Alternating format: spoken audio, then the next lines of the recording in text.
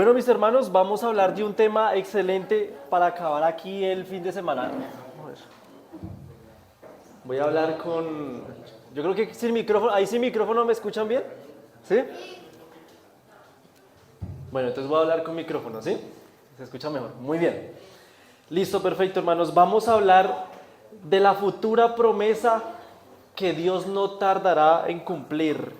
Y una de sus promesas, Señor, que nosotros tanto esperamos, es la segunda venida de nuestro Señor Jesucristo y la nueva tierra, hermanos.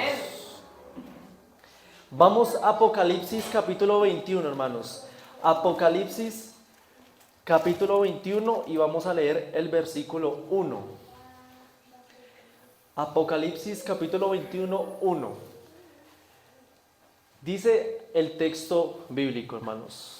Dice Juan: vi un cielo nuevo y una nueva tierra, porque el primer cielo y la primer tierra, dice Juan, pasaron.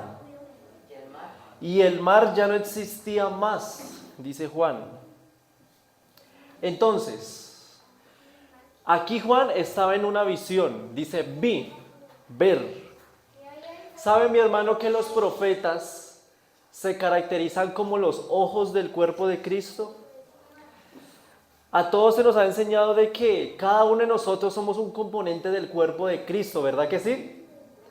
No sabemos si podemos ser una oreja, un brazo, una pierna, pero el profeta, mi hermano, aquí como Juan, representan los ojos, porque se socializa con la visión, ver, yo vi, dice el profeta. ¿Y sabe qué es lo interesante de esto, mi hermano? Donde yo me hago la pregunta, podemos hacernos la pregunta, ¿qué pasó con esta tierra? Porque Juan dice que ve una tierra nueva, o sea, que ¿qué pasó con la tierra que estamos viviendo actualmente? ¿Qué pasó con la tierra donde normalmente usted y yo estamos morando? Vamos a Apocalipsis capítulo 16, hermanos. ¿Qué fue lo que aconteció? Apocalipsis capítulo 16 y vamos a leer el versículo 1. ¿Tenemos el texto bíblico, hermanos? Amén.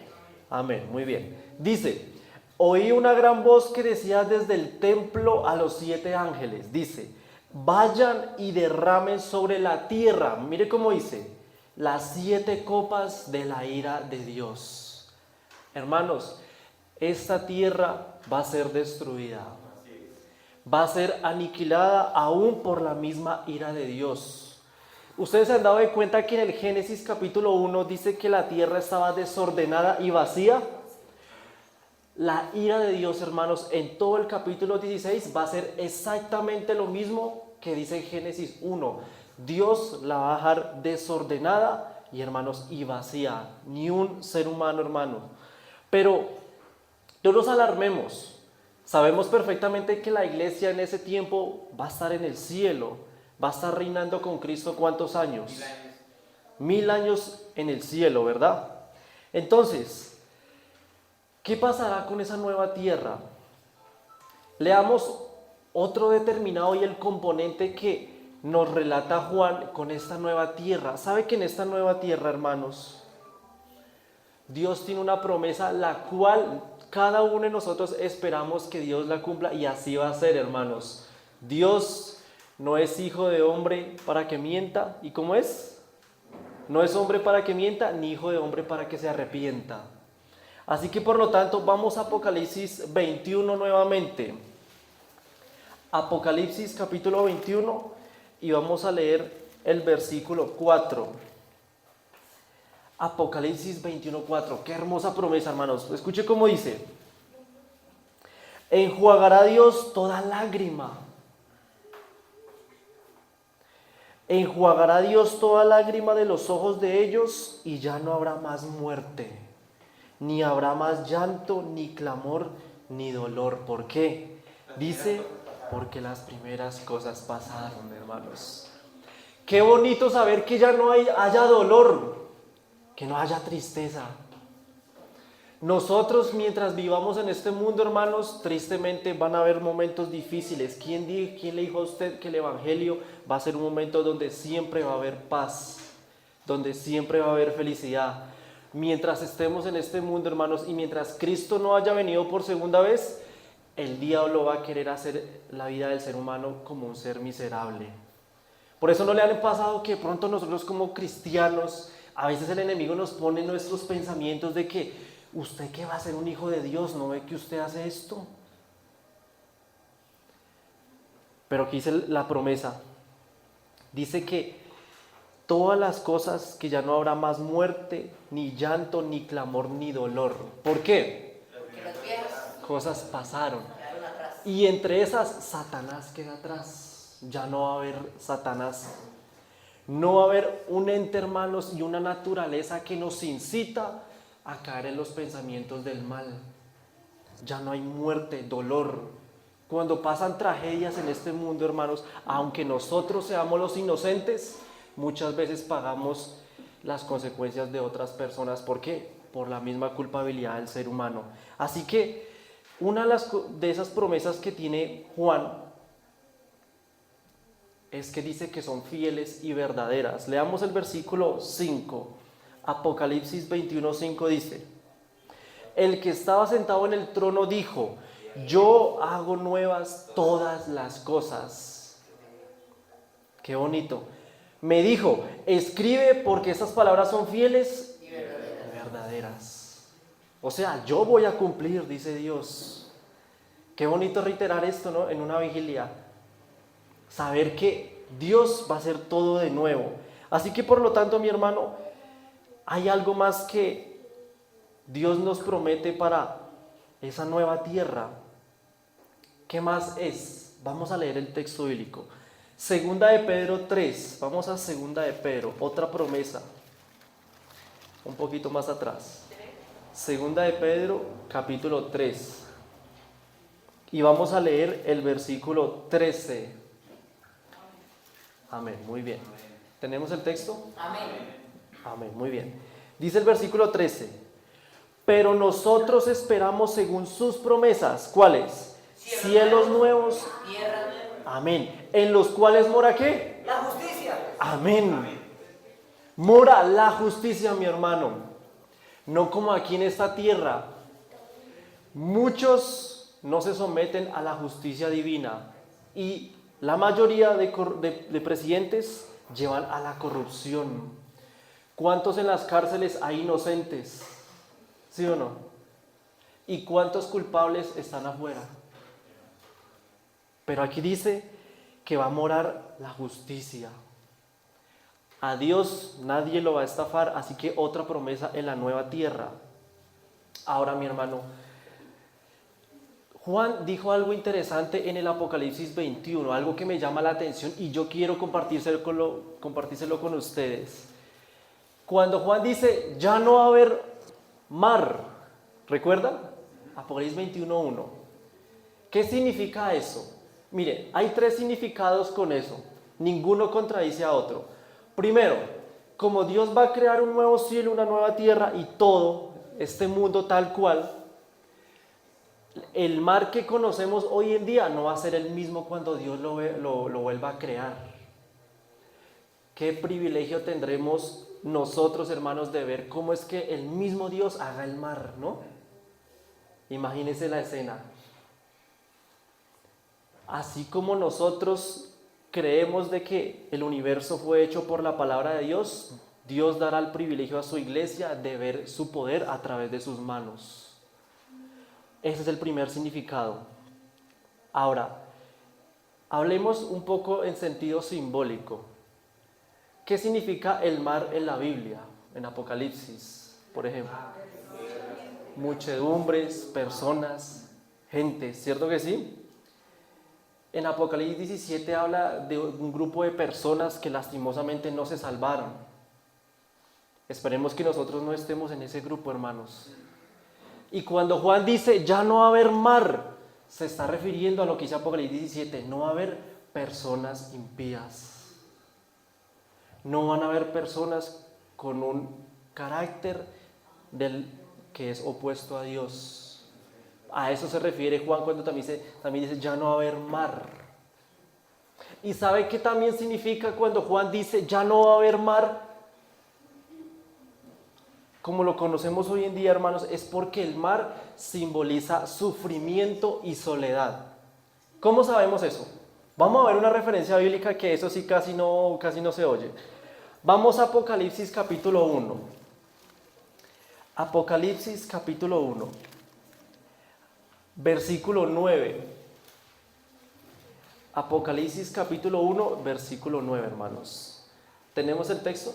Amén. Muy bien, dice Juan: yo, Juan, vuestro hermano y compañero en la tribulación. ¿Cómo estaba Juan? Tribulada. Entribulado, exactamente, en tribulación. Dice: en el reino y en la perseverancia de Jesucristo.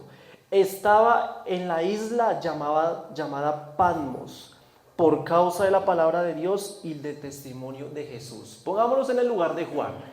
Él dice que está en una isla, ¿cierto que sí? ¿Está como solo o acompañado? Solo. Exactamente. Ahora, dice que está en una isla, y alrededor de la isla, ¿qué hay? Agua, está el mar, ¿sí o no? O sea que, y Juan se sentía tribulado solo por causa de, ¿qué decía? De la palabra de Dios y del testimonio de Jesucristo. O sea que el mar representa soledad y sufrimiento. O sea que en la nueva tierra, cuando Juan dijo en Apocalipsis 21:1, ya no va a haber mar, significa que no va a haber sufrimiento ni soledad. ¿Entendieron el mensaje, hermanos? Sí, Qué bonito eso. Muchas veces nosotros podemos estar congregados como iglesia, pero nos sentimos entre semanas solos. También, o en sufrimiento. Así como Juan, me siento tribulado. Y muchas veces por causa también, como le pasa a Juan, por testimonio. No es que usted es cristiano, ¿y por qué le pasa esto? ¿Sí le han dicho eso? Si usted ora tanto, porque Dios no lo sana, ¿verdad? Como Juan, tribulación. Pero el mismo Juan dice: ya no habrá más mar, o sea, sufrimiento y soledad, mi hermano. Así que a todo esto me gustaría concluir con una pregunta, mi hermano. ¿Cómo Juan sabía? Pongamos esto un poco interesante, hermano. Yo le quiero compartir lo siguiente.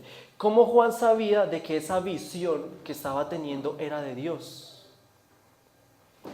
Lo digo porque, mire que les quiero compartir, hermanos, ya que estamos en Noche de Testimonios, quiero compartir algo con ustedes. Yo me he vuelto a hablar con amigos del colegio, de 2 colegios donde yo estaba antes, y me sorprende que la mayoría no creen en Dios. Cuando ya uno gana confianza y quiere meterse más en qué es lo que creen. Y dicen: no creo en Dios. Y me mencionó incluso uno de ellos un texto de la Biblia, y uno de esos era este. Decía: ¿cómo yo sé que las visiones de los que supuestamente son profetas, decían ellos, realmente venían de Dios? Porque me mencionaban un montón de personas filósofas, que yo desconozco, nada que ver con la Biblia, decía que tenían visiones. ¿Cómo saber si la Biblia era cierta o no? Hermanos, vamos a leer Lucas capítulo 6. Lucas 6 y el versículo 26. Lucas capítulo 6 y el versículo 26. Aquí habla Jesús. El texto bíblico lo tenemos, ¿verdad? Amén. Dice aquí: ay de vosotros, cuanto todos los hombres hablen bien de vosotros, porque así hacían sus padres con los falsos, dice, profetas. O sea que la misma Biblia sabe perfectamente que pueden haber falsas visiones. Entonces, pongámonos en el lugar de Juan. Juan, ¿cómo sabía de que realmente su visión venía de Dios? Él tenía que saberlo, ¿no? Porque qué tal a alguien de nosotros nos pueda pasar y podemos decir: uy, yo tuve una revelación divina. Yo pude haber visto la nueva tierra, habiendo escuchado a la gente que dice que se muere y supuestamente Dios los llevó para el paraíso y que los volvió a traer otra vez acá. ¿Cómo saber que eso sea cierto? Preguntémosle a la Biblia, hermanos. Vamos al Salmo 119. Salmos capítulo 119. Y vamos a leer el versículo 105. Salmos 119, versículo 105. ¿Tenemos el texto, hermanos? Amén. Dice el salmista: lámpara es a mis pies tu y lumbrera, dice, mi camino. ¿Cuál es el medio por la cual Juan tenía que saber de que su visión era de Dios o no, según este texto bíblico? Él conocía la palabra de Dios. Porque conocía exactamente la Biblia. Todo pensamiento, sueño o visión tiene que estar relacionado con la Biblia. Y sabe, mi hermano, que la visión que Juan, que la visión que tuvo Juan en Apocalipsis 21, hermanos, de que yo hago los cielos nuevos y la tierra nueva, estaba también en el Antiguo Testamento. O sea, Juan sabía que era de Dios porque estaba escrito en la Biblia. ¿Dónde lo dice? Vamos a leerlo en Isaías capítulo 65, hermanos. Isaías capítulo 65. Y vamos a leer el versículo 17. Isaías 65, versículo 17. ¿Tenemos el texto, hermanos? Amén. Dice, porque aquí yo crearé, ¿qué dice? Nuevos cielos y nueva tierra. O sea, que sí venía de Dios. ¿Sí ve cómo concuerda, hermanos? Todo pensamiento, todo lo que se nos ocurra, o visiones o sueños, si usted quiere saber si viene de Dios, relaciónelo si está en la Biblia o no. Por eso Juan sabía perfectamente que esa visión era de Dios, era divina, porque estaba predicha también por Isaías. Sigue diciendo, de lo pasado no habrá memoria ni vendrá al pensamiento. Y déjenme explicarles aquí algo, hermanos, para que no haya confusión, de pronto para los que no sabemos. ¿Cómo así? ¿No vamos a recordar nuestra vida pasada? ¿Será que vamos a olvidar nuestros familiares? Porque como ahí dice, no vendrá memoria ni vendrá al pensamiento lo pasado. ¿En qué sentido se está refiriendo aquí Isaías, hermanos? Si lo vamos a confirmar. Cuando aquí Isaías dice que no vendrá más al pasado, se está refiriendo al dolor y al sufrimiento que usted pasó en esta tierra. El recuerdo queda, pero eso ya a usted no le va a afectar. Es un tema de sentimientos y emociones que Dios va a hacer que sean cambiables, hermanos. Leamos eso en el versículo 18. Leamos. Mas se gozarán y se alegrarán para siempre. Sentimientos y emociones, noten. En las cosas dice que yo he creado, porque he aquí que yo traigo a Jerusalén alegría y a su pueblo que dice Gozo. Cuando hay gozo, hermanos, no hay tiempo para la tristeza. ¿Sí ve cómo captó? El pensamiento, claro, se va a recordar familiares, etcétera, pero no se le va a venir a la mente el dolor que pasó. Porque usted, su mente ya va a estar ocupado en el gozo y la alegría que Dios le va a brindar. ¿Estamos de acuerdo, hermanos? Sería injusto que Dios nos borrara todo lo que pasaríamos con nuestros familiares, ¿no? Imagínense. Sería terrible, ¿no? Llegar al cielo y uno comenzar desde cero. ¿Yo qué hago aquí? ¿Quién soy? ¿Cierto? ¿Quién es usted? ¿Quién es él? Y tras del hecho diciéndole a Jesús, ¿quién es usted? No tendría sentido que nos borrara el pensamiento, ¿cierto? Ahora, hermanos, note lo que sucederá en la nueva tierra también, que les quiero compartir. Vamos a Isaías capítulo 65, hermanos. ¿Sí? Sí. Isaías 65, versículo 21, ahora. Ahí mismo. 21, dice, edificarán casas y morarán en ellas. O sea que vamos a trabajar. También vamos a trabajar en el nuevo mundo. Para el que creía que íbamos a estar echados en una hamaca. No, también vamos a trabajar. O adorando día y noche, como dice la mujer. Sí, exactamente. No, también vamos a tener nuestro trabajo. Claro, no fatigador como hoy en día, cansancio que a uno ni siquiera le gusta, va a ser gozoso. Dice, plantarán viñas y comerán el fruto de ellas. Versículo 22. No edificarán para que otro habite, ni plantarán para que otro coma, porque según los días de los árboles serán los días de mi pueblo. Y mis escogidos, dice, disfrutarán de la obra de sus manos. Qué hermoso. Que lo que nuestro fruto sea gozoso para beneficio de nosotros también. A veces trabajamos, hacemos fruto, pero no nos gozamos del trabajo que hacemos. porque es parte de la ley del pecado. Y mire, hermanos, versículo 23 dice: no trabajarán en vano ni harán luz para maldición, porque son linajes de los benditos de Jehová. Ellos mismos, y también ¿quiénes? O sea que van a haber familiares de nosotros en el cielo. Descendientes, dice. Familiares que van a ser salvos. Qué bonito eso, ¿no? También. Antes que clamen, dice el versículo 24, yo responderé. Ahora, en esta tierra, hermanos, ¿cuánto toca esperar para que Dios responda, no? Uno dice, ¿y por qué Dios no contesta? Pero aquí mire cómo dice el texto: antes de que clame, yo ya voy a responder. ¡Qué bonito! Mire cómo sigue diciendo, versículo 25. El lobo y el cordero serán apacentados juntos. ¿Sabe qué dice la gente? Dios es muy perfecto, hizo la cadena alimenticia. Dios no hizo eso. Que la serpiente se come a un animal, y el águila se come a la serpiente y otro animal se come al águila. Dios es perfecto, hizo eso. Error, ese no fue el plan de Dios.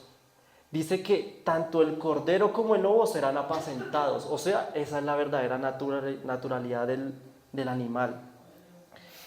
El león, dice, comerá paja como el buey. Y el polvo será el alimento ¿de quién? Acá hay algo raro. ¿No se supone que Dios va a crear todo de nuevo? ¿Sabían cómo es la serpiente antes, hermanos? Volaba. Era hermosa. Pero porque aquí se sigue arrastrando. ¿Sabe por qué, hermanos? Porque la serpiente va a servir como recordatorio de lo que pasó una vez aquí el ser humano en la tierra. Va a ser como un trofeo, de triunfo sobre el pueblo escogido del pecado. Por eso cuando uno vaya a ver a la serpiente arrastrándose, a uno no le va a afectar. Nosotros vencimos el pecado con ayuda de Dios. Va a quedar aún arrastrándose. Dice: no afligirán ni harán mal en todo mi santo nombre. ¿Y quién lo ha dicho? Jehová lo ha dicho. O sea que el ser humano, mi hermano, vuelve a la rutina que Dios mandó en el Génesis. El humano va a dominar a este mundo bajo el control y la voluntad del Señor, hermanos. Qué bonito saber eso.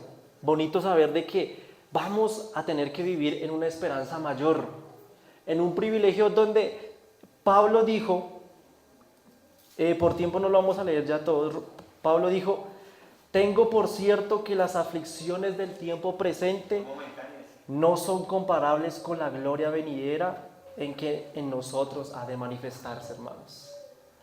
Ni las aflicciones, dice Pablo. Por lo tanto, mis hermanos, vale la pena luchar, seguir aún para el reino de Dios. Así que, ¿quién entra en esa puerta? ¿Y quién no puede entrar? ¿Será que Dios hace acepción de personas? No lo hace. Pero Dios pide algo. ¿Recuerdan cuando Cristo dijo en Juan 14:15: si me amáis, guardad mis mandamientos? Mira que Dios dice algo: demuéstrame que me amas. El amor, mi hermano, no es un sentimiento. Porque a nadie, hermanos, nadie nace en este mundo por naturaleza propia de amar a Dios. Jamás. Ponga un juguete en el medio, dos niños al lado, y verá cómo los dos van a comenzar a pelear por él, no a compartirlo. El ser humano nace con esa tendencia. Pero Juan dijo: bienaventurados los que lavan sus ropas, Apocalipsis 22:14, para tener derecho al árbol de la vida y para entrar por las puertas, dice, en la ciudad. Pero los perros, mire quiénes son, no son los chihuahuas, estarán afuera, tristemente. ¿Quiénes son? Los hechiceros, los fornicarios, los homicidas, los idólatras y todo aquel que ama. Mire cómo juega el amor. Ama y practica la mentira. Qué terrible. En otra traducción de Biblia dice: bienaventurados los que guardan sus mandamientos, dice la Reina Valera antigua. O sea que los que van a ingresar a este nuevo mundo, hermanos, son los que aceptaron la sangre del Cordero que es Cristo Jesús, hermanos. Una persona que no ha comprendido la aceptación de la sangre del Evangelio y la renovación del corazón del ser humano, no va a saber qué es disfrutar de guardar los mandamientos de Dios, hermanos. Por eso los felicito a ustedes, porque hicieron un sacrificio de más para estar en una vigilia. Amén. Algunos no quisieron venir, tristemente. No, muy tarde. No, hasta las 6 es mi sábado, hasta la puesta del sol y se van. Pero ustedes dijeron, no, yo quiero seguir aprendiendo. Y si estaba cansado y si no quería venir, Dios mío, ayúdame, pero quiero estar ahí. Amén. Porque así realmente funciona el Evangelio, hermanos. Espero que esta reflexión que ha sido corta, hermanos, les haya servido. Los felicito, hermanos. Como yo siempre digo, sábado yo siempre les tengo un respeto. Y he aprendido mucho para aplicarlo también para Niciel, hermanos. Dios los bendiga y vamos a ponernos de rodillas para orar, hermanos.